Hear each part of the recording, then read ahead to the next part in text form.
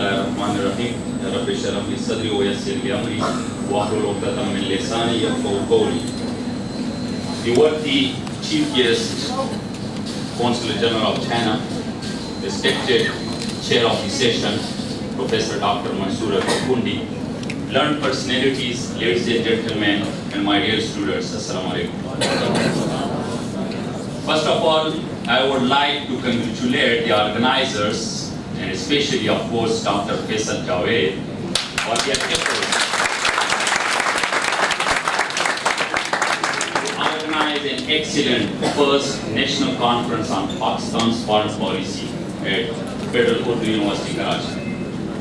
Today, I will talk about the rise of China and how Pakistan is playing its role, what's the contribution of Pakistan, and also Pakistan-China relations in regional context.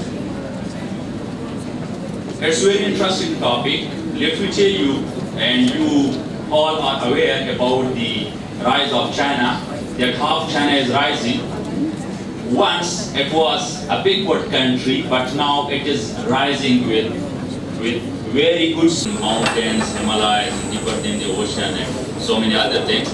Yes, we are proud of it, but let me tell you that this relationship has been everywhere, and you know, heavy mechanical complex, a textile aeronautical complex, and Ghazipur Ordnance Factory, that time is Pakistan, now Bangladesh. Tell you that the Cold War time, I think if we see to the Cold War era, Pakistan-China relationship that was revolving around mainly around defense sector, right? Yes, there was bilateral trade, but that was negligible, and there was no, that was mainly for defense purpose. There is one exception, and that is Karakoram Highway.